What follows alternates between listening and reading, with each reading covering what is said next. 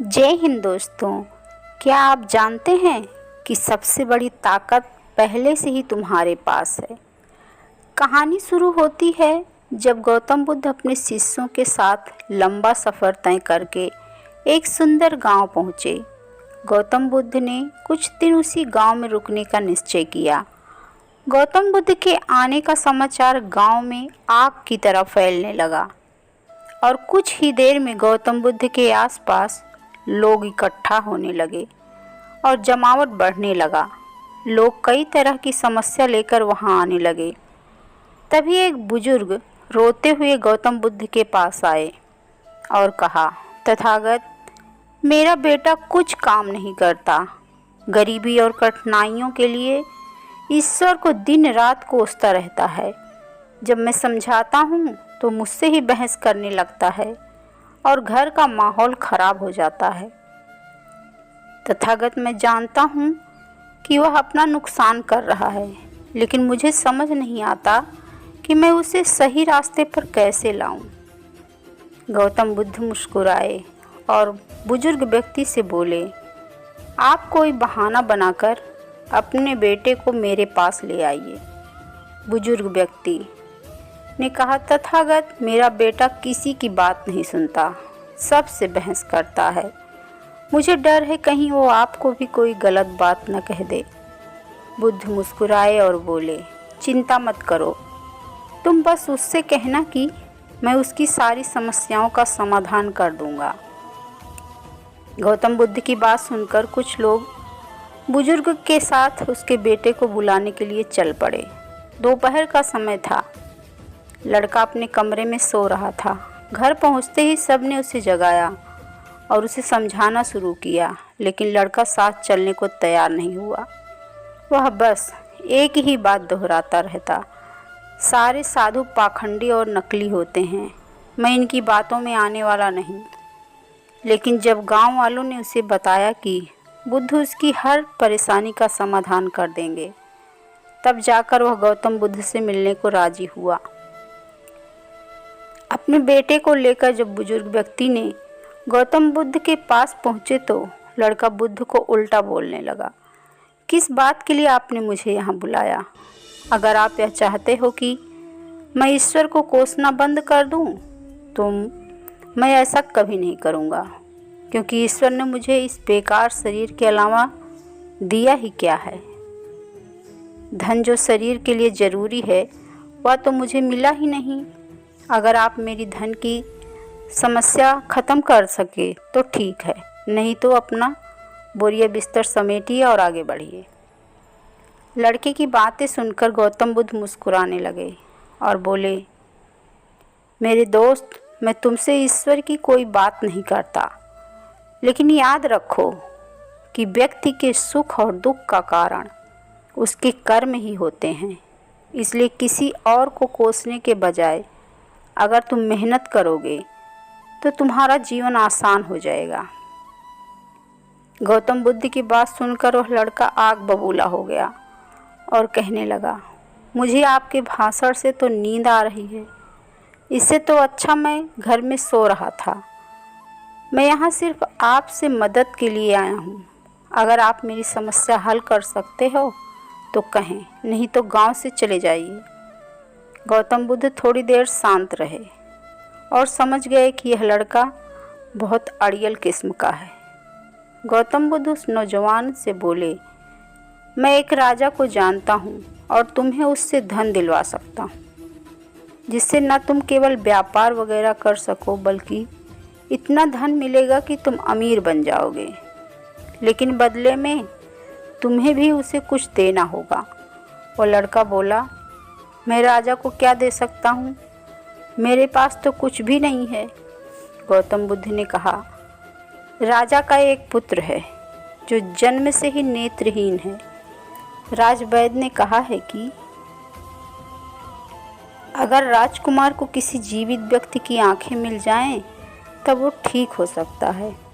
अगर तुम अपनी दोनों आंखें राजकुमार को दे दो तो राजा तुम्हें तुम्हारी वजन के बराबर सोने के सिक्के देंगे। फिर तुम अपना जीवन आराम से बिता सकते हो। यह सुनते ही लड़का डर के कारण आंखों पर हाथ रख लिए और जोर से कहा, यह आप क्या बोल रहे हैं? जीते जी कोई अपनी आंखें कैसे दे सकता है? कोई इतना भी धन क्यों न दे दे, कोई कुछ भी दे दे, मैं अपनी आंखें नहीं दे सकता। गौतम बुद्ध बोले, कोई बात नहीं, दो नहीं तो सिर्फ एक ही आंख दे दो, फिर भी मैं तुम्हें तुम्हारी वजन के बराबर सोने के सिक्के दिलवा दूंगा। वह लड़का फिर और जोर से जम कर बोला, आप यह कैसी बातें कर रहे हैं? मुझे सोने का चाहे जितना भी सिक्के मिल जाएं, मैं अपनी एक भी आंख नहीं दे सकता। मेरी आंखें अनमोल हैं। गौतम बुद्ध ने कहा, अगर तुमको और धन चाहिए तो बोलो, राजा मना नहीं करेगा। तो लड़का बोला, मेरी आंखें अमूल्य हैं, कृपया आप यह कहना बंद कर दें। मुझे किसी भी कीमत पर अपनी आंखें नहीं बेचनी। लड़के की बात सुनकर गौतम बुद्ध ने कहा, मेरे प्यारे दोस्त, अभी कुछ समय पहले ही तुम अपने शरीर को बेकार कह के कोस रहे थे और अब तुम कह रहे हो कि तुम्हारी आंखें अनमोल हैं। आंखें तुम्हारे शरीर का छोटा सा हिस्सा है। अगर तुम्हारी आंखें अनमोल हैं तो तुम्हारा शरीर कैसे बेकार हो सकता है? अगर शरीर तुम्हें अनमोल लगता है तो तुम्हारी बुद्धि की क्या कीमत है? अगर यह सब अनमोल है तो जीवन शक्ति जो तुम्हें जिंदा रखे हुई है उसकी क्या कीमत है? सबसे बड़ी ताकत पहले से तुम्हारे पास है। गौतम बुद्ध के शब्द सुनकर उस लड़के की आंखों में आंसू आ गए। वो तथागत के चरणों में गिर के रोने लगा। फिर कहा, मैंने बहुत बार कोशिश की लेकिन मैं कुछ कर नहीं सका, इसलिए मैं इतना हताश और कड़वा हो गया। बुद्ध ने लड़के को उठाया और कहा, मेरे दोस्त, इंसान का जन्म बहुत कीमती है। केवल इंसान के पास ही इतना विवेक होता है कि वो सही गलत में अंतर कर सकता है। ताकतवर पशु पक्षियों में भी यह स्वतंत्रता नहीं। इसलिए अपने शब्दों की ताकत को पहचानो और किस्मत को कोसना बंद करो। जब सर पर परेशानी आती है तो हम सब नकारात्मक हो जाते हैं और भूल जाते हैं कि हमारे पास कितनी कीमती योग्यताएं हैं। गौतम बुद्ध कहते हैं कि बनाने और मिटाने दोनों की शक्ति हमारे शब्दों में है। जब शब्द सच्चाई और दया से भरे होते हैं तो पूरी दुनिया को बदल सकते हैं। इसलिए गौतम बुद्ध आगे कहते हैं कि अपनी जुबान को अच्छे शब्द सिखाओ, अपने मन को अच्छे विचार सिखाओ, आँख, कान, नाक सबको प्रशिक्षित करो। इंद्रियां बहुत अच्छी दोस्त बन सकती हैं। यह हमको दुखों से पार ले जाएंगी और जो चाहे हम प्राप्त कर सकेंगे। यह सब हम ध्यान, योग, प्राणायाम से सीख सकते हैं। जब तक किसी काम से बचते हैं तब तक हमारा डर दूर नहीं हो सकता और हमें सफलता नहीं मिल सकती। इस संबंध में एक लोक कथा प्रचलित है। कथा के अनुसार पुराने समय में एक राजा का पुत्र बहुत डरपोक था। राजा अपने पुत्र को तलवार चलाना सिखाना चाहता था, लेकिन राजकुमार में तलवार चलाने का साहस नहीं था। फिर भी पिता ने किसी तरह राजकुमार को थोड़ी बहुत तलवार चलाना सिखा दी थी। समय समय पर राजा को युद्ध में जाना पड़ता था, लेकिन राजकुमार अपने पिता के साथ कभी भी युद्ध में नहीं गया। वह लड़ाई से डरता था। राजकुमार की वजह से राजा चिंतित रहते था, लेकिन वह कुछ कर नहीं पा रहा था। एक दिन उनके राज्य पर शत्रुओं ने आक्रमण कर दिया। दुश्मन काफ़ी अधिक थे। राजा की सेना उनका सामना नहीं कर सकी। राजा को बंदी बना लिया गया। अब सिर्फ राजकुमार ही आज़ाद था। वह युद्ध मैदान में पहुंच गया। उसके पास लड़ने के अतिरिक्त और कोई विकल्प नहीं था। उसने तलवार उठाई और ताकत के साथ दुश्मनों पर टूट पड़ा। राजकुमार को लड़ता देख उसके सैनिक भी जोश में आ गए और उन्होंने भी पूरी ताकत से लड़ना शुरू कर दिया। इसके बाद हालात बदल गए। राजकुमार ने अपने पिता को आज़ाद करवा लिया। इस कहानी से यही सीख है कि जब तक किसी काम से बचने की कोशिश करते रहेंगे तब तक सफलता नहीं मिल सकती।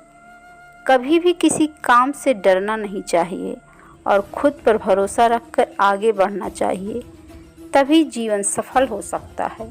दोस्तों, इस अस्त व्यस्त दुनिया से अलग जब भी कोई इंसान अपने साथ अकेले में समय बिताता है, तब उसके दिमाग में नाना प्रकार की चिंताएं जन्म लेती हैं। इंसान की प्रवृत्ति ही ऐसी होती है कि वह ज़्यादातर समय नकारात्मक ही सोचता है।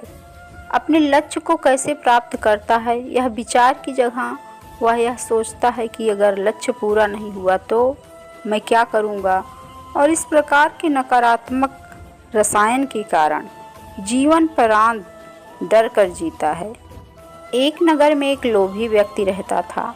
अपार धन संपदा होने के बाद भी उसे हर समय अधिक और अधिक धन की प्राप्ति की लालसा रहती थी। एक बार नगर में एक चमत्कारी संत का आगमन हुआ। लोभी व्यक्ति को जब उनके चमत्कारों के बारे में पता चला तो वह दौड़ा दौड़ा उनके पास गया और उन्हें अपने घर आमंत्रित कर उनकी अच्छी सेवा की। सेवा से प्रसन्न होकर नगर से प्रस्थान करने से पूर्व संत ने उसे 4 दीपक दिए। चारों दीपक देकर संत ने उसे बताया, पुत्र, जब भी तुम्हें धन की आवश्यकता हो तो पहला दीपक जला लेना और पूर्व दिशा में चलते जाना। जहाँ दीपक बुझ जाए उस जगह की ज़मीन खोद लेना, वहाँ तुम्हें धन की प्राप्ति होगी। उसके उपरांत पुनः तुम्हें धन की आवश्यकता हुई तो दूसरा दीपक जला लेना, जिसे लेकर पश्चिम दिशा में जब तक चलते जाना जब तक वह बुझ न जाए दिया। उस स्थान की जमीन में गड़ी अपार ढेर सारी धन संपदा तुम्हें प्राप्त होगी। धन की तुम्हारी आवश्यकता तब भी पूरी न हो तो तीसरा दीपक जलाकर दक्षिण दिशा में चलते जाना। जहाँ दीपक बुझे वहाँ की ज़मीन खोदकर वहाँ का धन प्राप्त कर लेना। अंत में तुम्हारे पास एक दीपक और एक दिशा शेष रहेगी, किंतु तुम्हें ना उस दीपक को जलाना है और ना ही उस दिशा में जाना है। इतना कहकर संत लोभी व्यक्ति के घर और उस नगर से प्रस्थान कर गए। संत के जाते ही लोभी व्यक्ति ने पहला दीपक जला लिया और धन की तलाश में पूर्व दिशा की ओर चल पड़ा। एक जंगल में दीपक बुझ गया। वहाँ की खुदाई करने पर उसे एक कलश प्राप्त हुआ। वह कलश सोने के आभूषणों से भरा हुआ था। लोभी व्यक्ति ने सोचा कि पहले दूसरी दिशाओं का धन प्राप्त कर लेता हूँ, फिर यहाँ का धन ले जाऊँगा। वह कलश वहीं झाड़ियों में छुपाकर उसने दूसरा दीपक जलाया और पश्चिम दिशा की ओर चल पड़ा। एक सुनसान स्थान में दूसरा दीपक बुझ गया। लोभी व्यक्ति ने वहाँ की ज़मीन खोदी। उसे वहाँ एक संदूक मिला जो सोने के सिक्कों से भरा हुआ था। लोभी व्यक्ति ने वह संदूक उसी गड्ढे में बाद में ले जाने के लिए छोड़ दिया। अब उसने तीसरा दीपक जलाया और दक्षिण दिशा की ओर बढ़ गया। वह दीपक एक पेड़ के नीचे बुझा। वहाँ ज़मीन के नीचे लोभी व्यक्ति को एक घड़ा मिला जिसमें हीरे मोती भरे हुए थे। इतना धन प्राप्त कर लोभी व्यक्ति प्रसन्न हो बहुत ही ज़्यादा खुश हुआ, किंतु उसका लोभ और बढ़ गया। वह अंतिम दीपक जलाकर उत्तर दिशा की ओर जाने का विचार करने लगा, जिसके लिए उसे संत ने मना किया था। किंतु लोभ में अंधे हो चुके व्यक्ति ने सोचा कि अवश्य उस स्थान पर इन स्थानों से भी अधिक धन छुपा होगा जो संत स्वयं रखना चाहता होगा। मुझे तत्काल वहां जाकर उससे पहले उस धन को अपने कब्जे में ले लेना चाहिए। उसके बाद सारा जीवन मैं ऐसो आराम से बिताऊंगा। उसने अंतिम दीपक जला लिया और उत्तर दिशा में बढ़ने लगा। चलते चलते वह एक महल के सामने पहुंचा। वहां पहुंचते ही दीपक बुझ गया। दीपक बुझने के बाद लोभी व्यक्ति ने महल का द्वार खोल लिया और महल के भीतर प्रवेश कर महल के कक्षों में धन की तलाश करने लगा। एक कक्ष में उसे हीरे जवाहरातों का भंडार मिला, जिन्हें देख उसकी आंखें चौंधिया गई।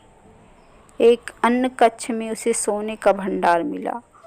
अपार धन देख उसका लालच और बढ़ने लगा। कुछ आगे जाने पर उसे चक्की चलने की आवाज़ सुनाई पड़ी। वह एक कक्ष में से आ रही थी। आश्चर्यचकित होकर उसने उस कक्ष का द्वार खोल लिया। वहाँ उसे एक वृद्ध व्यक्ति चक्की पीसता हुआ दिखाई पड़ा। लोभी व्यक्ति ने उससे पूछा, यहाँ कैसे पहुँचे बाबा? क्या थोड़ी देर तुम चक्की चलाओगे? मैं ज़रा सांस ले लूँ, फिर तुम्हें पूरी बात बताता हूँ कि मैं यहाँ कैसे पहुँचा और मुझे यहाँ क्या मिला। वृद्ध व्यक्ति बोला।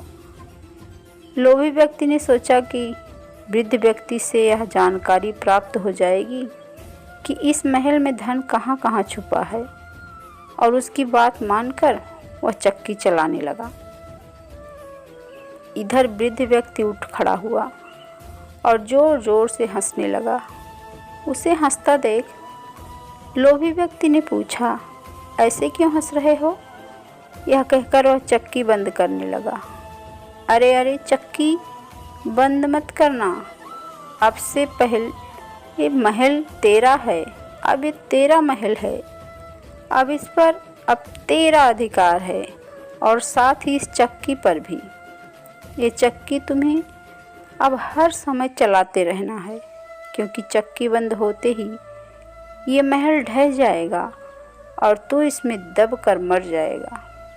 गहरी सांस लेकर वृद्ध व्यक्ति आगे बोला, संत की बात न मानकर मैं भी लोभवश आखिरी दीपक जलाकर इस महल में पहुंच गया था। तब से यहाँ चक्की चला रहा हूँ। मेरी पूरी जवानी चक्की चलाते चलाते निकल गई। इतना कहकर वृद्ध व्यक्ति वहाँ से जाने लगा। जाते जाते ये बताते जाओ कि इस चक्की से छुटकारा कैसे मिलेगा? लोभी व्यक्ति पीछे से चिल्लाया। जब तक मेरे और तुम्हारे जैसा कोई व्यक्ति लोभ में अंधा होकर यहाँ नहीं आएगा, तुम्हें इस चक्की से छुटकारा नहीं मिलेगा। इतना कहकर वृद्ध व्यक्ति चला गया। लोभी व्यक्ति चक्की पीसता और खुद को कोसता रह गया। दोस्तों, आपको यह कहानियाँ कैसी लगी कमेंट करके ज़रूर बताइएगा, और वीडियो को लाइक और शेयर करिएगा। चैनल को सब्सक्राइब कर लीजिएगा। Thank you.